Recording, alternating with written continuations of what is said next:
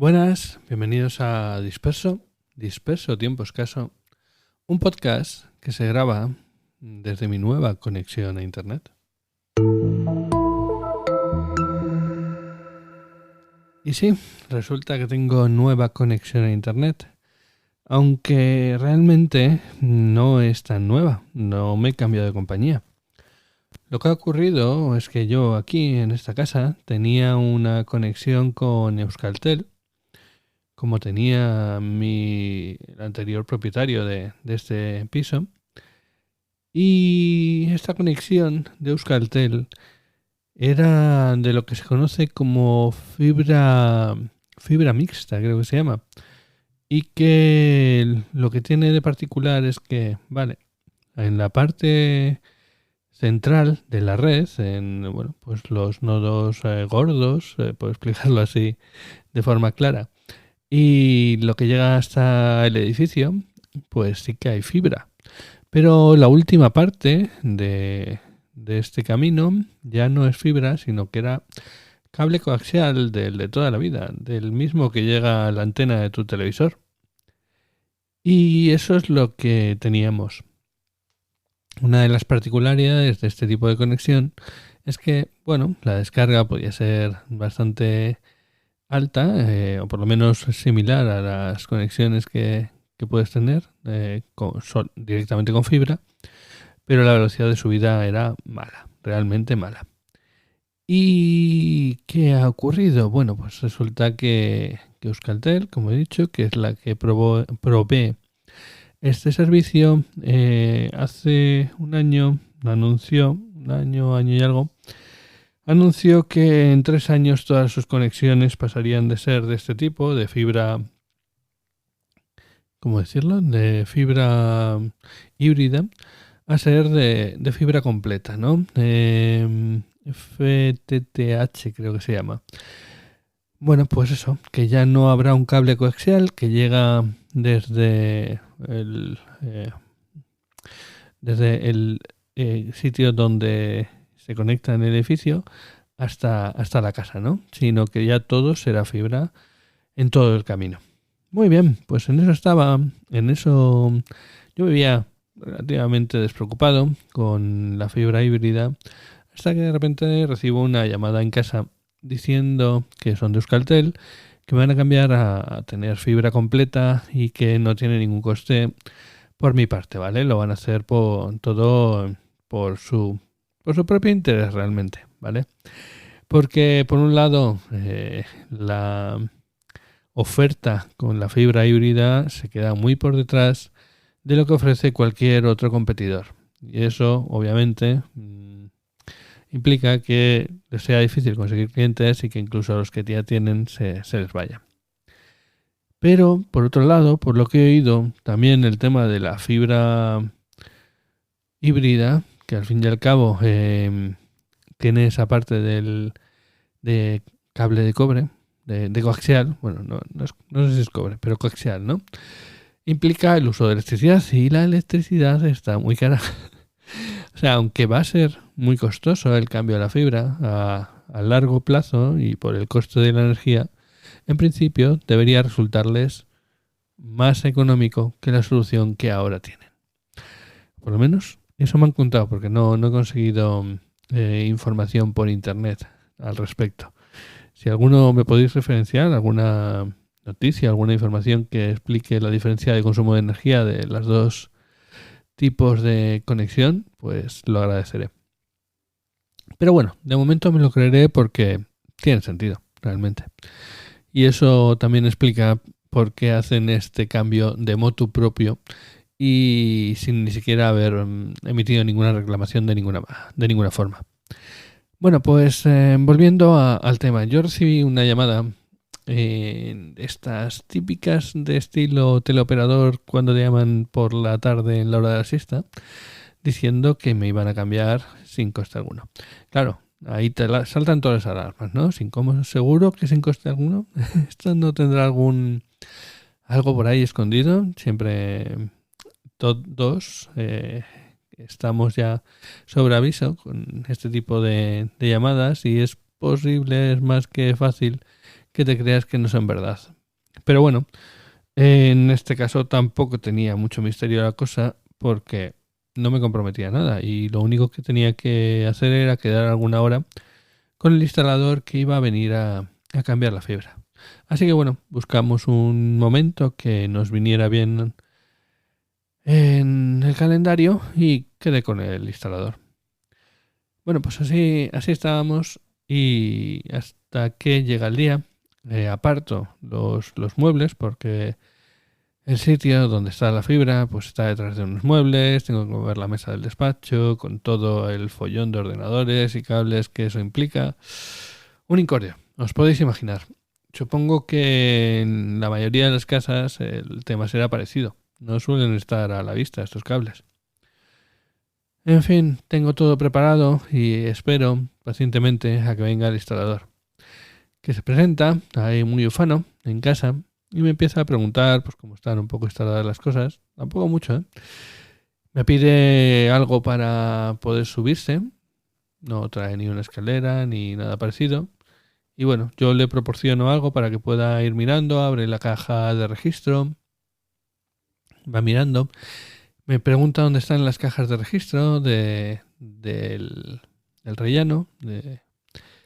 Y bueno, vamos a verlas. Las cajas, la verdad es que tienen un candado, pero están dados de sí, la mayoría de ellos. Así que las cajas están muy mal protegidas, debo decir. Se pone a mirar la caja de registro de mi piso y no acaba de encontrar, no sé si sabéis cómo van probando esto en el caso de las conexiones de fibra. Tienen una especie de linternita de láser, entiendo, que enganchan a los cables y luego pues van viendo, ¿no? Entonces engancha ahí esta linterna para que miremos y me pide a ver dónde están las cajas de registro, creo que se llaman. Y bueno, yo no tenía realmente conocimiento de dónde estaba esto porque no recordaba la anterior vez que se vinieran a hacer algo relacionado con internet en esta casa fue hace muchos años. Y recordaba como que estaban en el portal y tal, en unos armarios cerrados y tal. Estuvimos intentando contactar con algún vecino para preguntar, pero no dimos con nadie. Y el jefe de escalera tampoco estaba. Buscamos un poco, pero no tuvimos oportunidad de hacer nada, ¿no? Y el instalador quedó un poco así desorientado. Vamos, y al final me dijo que volvía otro día, que me enterase un poco de dónde estaban esas cajas, que lo que yo decía es, si necesitan saber estas cosas, podían avisarlo con antelación, para que yo me preocupe de obtener esa información. Pero bueno, el caso es que se va este instalador y hablo con algunos vecinos y ya me entero de que esas cajas de registro no están en el portal, sino en la planta -1 del garaje, a la que yo no había accedido nunca porque, bueno, pues simplemente no tengo una plaza de garaje en ese punto. Entonces vuelvo a llamar a Euskaltel y vuelvo a quedar en otra ocasión con el instalador, que vuelve otra vez, muy ufano, también con las manos bastante vacías, de nuevo sin escalera, y me vuelve a pedir algo para subirse, a encaramarse, a abrir la caja de registro de mi casa y vuelve a las cajas de registro de...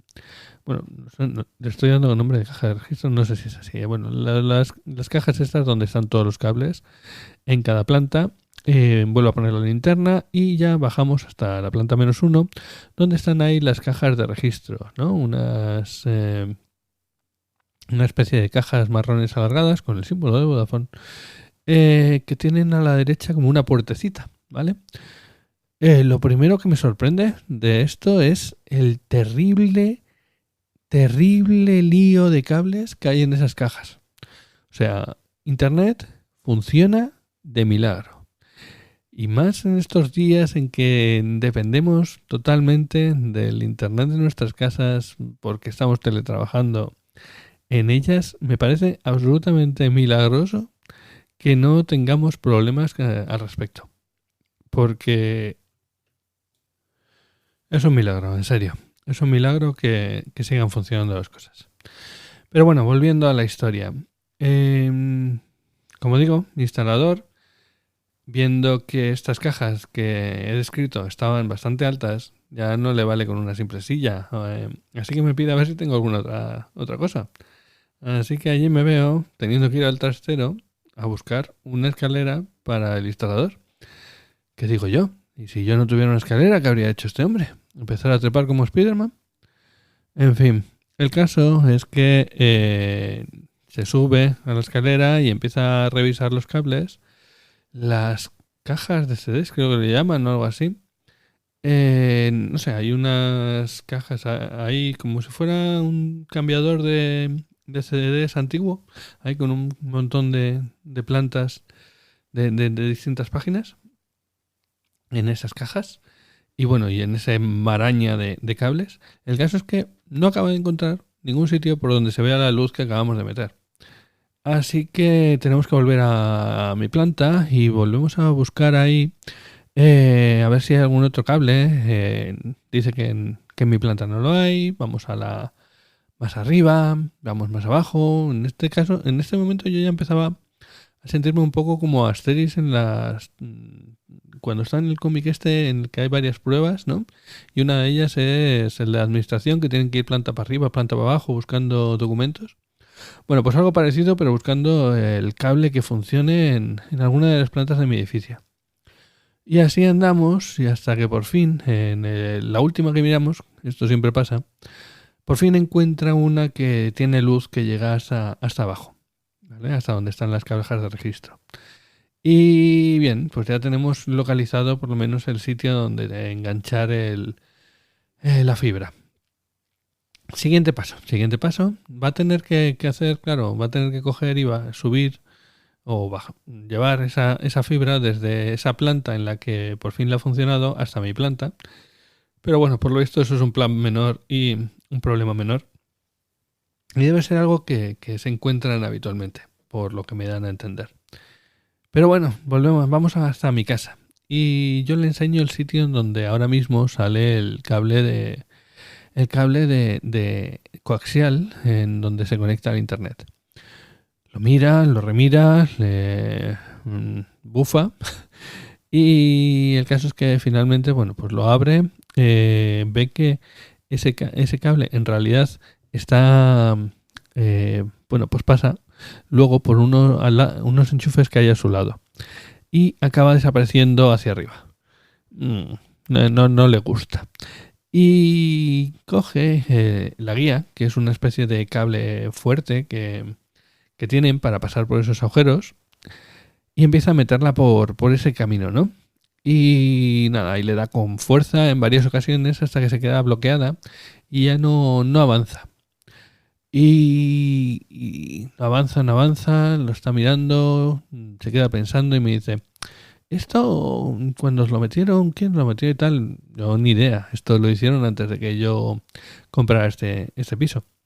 El caso es que se va para la cocina, yo le comento, sí, el tema de que al final esta parte donde está la conexión de internet y están estos enchufes, me da la impresión de que cuando hicieron el piso no estaba y los anteriores inquilinos sacaron esta conexión utilizando, bueno, pues cogiendo el cable y la conexión desde un enchufe de la cocina. Así que vamos a ese enchufe de la cocina y lo abrimos. Y ahí se ve como el cable de red viene desde el cable de Euskaltel, el cable de coaxial, viene desde abajo, da una vueltecita, ahí está al fondo del hueco del enchufe, da un giro y se mete hacia su derecha. Así que ahí este hombre ve su guía y lo que me dice es que no funciona, que no le cabe, que no puede hacer más. Recuerdo que esta ya es la segunda ocasión en que viene. Y me dice que esos agujeros son muy pequeños y que no le cabe la guía y que como no le cabe la guía no puede hacer la instalación. Que tiene que pedir permiso a instancias superiores para poder quitar el cable de red el cable coaxial que existe ahora mismo y meter el de fibra. Porque si acaso lo quitara y por cualquier razón no pudiera meter el de fibra, yo me quedaría sin conexión y claro, ¿qué íbamos a hacer en ese momento? Eso no podía permitírselo. Así que yo me quedo a cuadros, pero claro, poco puedo hacer más. Quedamos entonces en que llamo a Euskaltel para explicar la situación, que él también por su parte iba a contactar y que con esa información pues vendría más adelante con un supervisor o algo así para que arreglaran la situación. Bueno, pues ese es el tema. Me llaman de Euskaltel para solicitar una nueva fecha para realizar el cambio. Y esta vez ya no viene este instalador original, sino que vienen dos hombres, dos trabajadores, que son el equipo A. El equipo A del tema este de las instalaciones. Le entran muy decididos, van viendo un poco cómo entra el cable a mi edificio, a mi casa. Empiezan a trabajar, empiezan a ver por dónde va. Yo les explico lo que había visto el anterior instalador, les explico por dónde sale el cable y por dónde está pasando y cuál fue el problema que él me explicó que tuvo. Y no hacen más que llevarse las manos a la cabeza. Cogen ellos, abren también el enchufe que os comenté que había abierto el otro, cogen una guía, como hizo el anterior, la ponen un poco de lubricante para que pase con más facilidad. La pasan por el agujero sin quitar el cable de coaxial de Euskaltel. En ningún momento tiene necesidad de ello. Obviamente sube, se queda parada en el enchufe que hemos dicho antes. ¿Y qué hacen ellos? Pues en vez de decir que no pueden hacer ya nada más y que hasta ahí pueden llegar, cogen la guía, la dan una vuelta o cogen otra guía, no me acuerdo exactamente cómo hicieron, y la pasan por el otro agujero. Y allá que la pasan hasta el otro sitio. Y me dicen, ¿pero qué hizo el anterior? Y yo, pues aquí fue hasta donde llegó y me dijo que no había más que hacer, que este era todo lo que él podía hacer. Vamos, os podéis imaginar los facepalms que se estaban haciendo y bueno, empezaron ahí a despotricar, a decir que intentaron obviamente enterarse de quién era. Parece que no les sorprendió, que no era la primera vez que les pasaba algo con este hombre. Me dijeron que iba a haber una sanción hacia él y que bueno, que no tenía sentido lo que había hecho, que ellos en 10 minutos lo habían podido hacer y tal. Y digo, bueno, pues muy bien, pues vais a dejar instalado entonces la fibra. Y dicen, no, no, perdona, nosotros somos el equipo A, nosotros venimos a solucionar problemas. Y te lo hemos solucionado, le vamos a dejar a este hombre este cablecito aquí colocado para que no tenga ninguna excusa de que no quepan las cosas por aquí. Y va a venir él y te lo va a instalar. Así que bueno, pues obviamente yo a todo esto había tenido que volver a apartar los muebles porque los había vuelto a dejar porque yo necesito poder usar el despacho.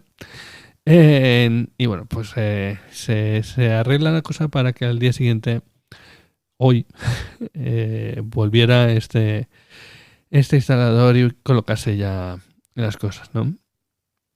Bueno, por cierto, les pregunté a estos chicos a ver si era normal que... Porque otra cosa curiosa de ellos es que no vinieron con las manos en los bolsillos, sino que traían su propia escalera, traían su propio material, en fin. El caso es que al día siguiente, hoy, ha vuelto el instalador y ha sido una situación bastante incómoda, porque para empezar yo ya estaba cansado del tema, de las vueltas que hemos tenido que dar. Y él claramente pues le habían echado algún tipo de bronca. Y habría sido reprendido y tendría la penalización que tenga que tener. Entonces, bueno, ha sido todo bastante en silencio, bastante tenso. Pero ha ido colocando las cosas, más o menos, en los sitios donde tenía que colocar. Ya no tenía excusa para no hacerlo.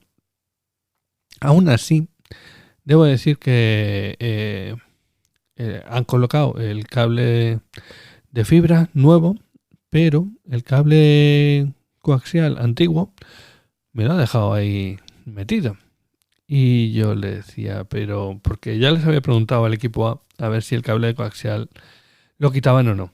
Entonces yo le he preguntado al chico, pero ¿me vas a dejar este cable aquí metido cuando ya no hace falta en absoluto? Está muerto, no necesitamos ese cable ahí para nada. Y me dice, sí, sí, sí, te lo voy a dejar. ¿Sabes por qué? Porque es que verás, me ha pasado en otras ocasiones, otras instalaciones, que lo he quitado y la gente se ha quedado sin televisión. Y yo he puesto una cara de... Ya, claro. A ver, yo sé por qué lo dice. De hecho, mis suegros lo tenían así en su momento. Mucha gente que tenía Euskaltel, Euskaltel por el mismo cable de coaxial por el que daban internet, enviaba una señal de televisión que mucha gente lo tenía directamente conectado a la antena de su televisor y ahí tenía los canales que se ven en TDT más alguno más que caía desde Euskaltel, amablemente. Pero bueno, esta ha sido su explicación. Y claro, yo ya no me sentía con fuerzas para explicarle que mi cable de antena no tenía nada que ver con el de Euskaltel y que yo no iba a dejar de ver la televisión porque se preocupara de quitar el cable que ya no me sirve para nada. Pero mira, hay guerras que no vale la pena pelear. Así que me he callado, he dejado que acabara de recoger lo que estaba recogiendo y finalizara ya los pasos que le quedaban, porque además la cosa ha sido larga y yo tenía que trabajar. Y así se ha quedado, ¿vale?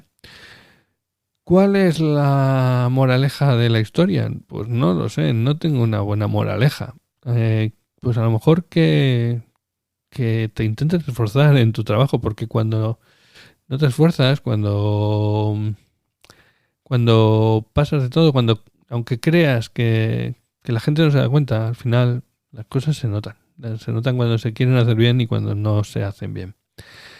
Y bueno, nadie quiere tener a alguien que le haga las cosas a medias. Hoy chiquitán, la arena está cambiando, vamos por otro camino, se llama Fediverso. Y voy a comentar solo una cosita del Fediverso, porque esto ya se ha quedado muy largo con esta vivedota que os he contado. Y es básicamente que ha ocurrido un ataque a los nodos principales, podríamos decir, del Fediverso, por lo menos los que están bajo la mano del creador original de Mastodon, Eugene, que son, bueno, pues hubo un ataque de denegación de servicio contra los servidores mastodon.social, mastodon.online y, a su vez, la web joinmastodon.org. Este ataque de OS, un ataque de una distribución de servicio, un ataque de estos que lo que intentan es realizar muchas conexiones desde distintos sitios para al final bloquear la funcionalidad de un sitio y que no pueda atender a nadie más. Y bueno, efectivamente el funcionamiento quede degradado e incluso pues, inservible, básicamente no puedes acceder a ese servicio. Bueno, pues este ataque ha ido contra el corazón de Mastodon, como quien dice, ¿no? Joinmastodon.org es la web a la que accedes en el momento en que estás entrando por primera vez al Fediverso, al Mastodon, y estás buscando una instancia en la que puedas quedarte. Así que es curioso y es un tema de quién tiene interés en parar esta migración al Fediverso. ¿Quién tiene interés en que la web que te dice qué instancias puedes usar pues no esté disponible? Preguntas sin respuestas. Además, volvemos a tener otro movimiento de Elon Musk que ayuda a que Mastodon se haga más popular. Y es que la API de Twitter pasa a ser de pago, lo que implicará efectivamente que muchos bots, muchas cositas independientes hechas por gente sin, bueno, pues que resultan curiosas, que le dan vida a Twitter, pero que luego no van a gastar dinero para mantenerlas, acaben muertas. Y también, entre ellas, claro, los redirects, ¿cómo los llamé en el anterior? Los crossposters, los interpublicadores. Entre Mastodon y Twitter, que ya os dije que estaban heridos de muerte, pues acaban de ser rematados y ultramatados.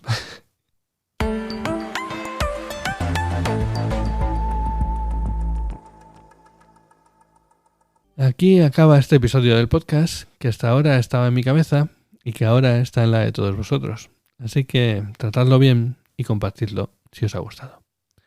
Podéis encontrar los medios de contacto y formas de suscribiros a este podcast en tiemposcaso.com y ya sabéis, nos escuchamos pronto.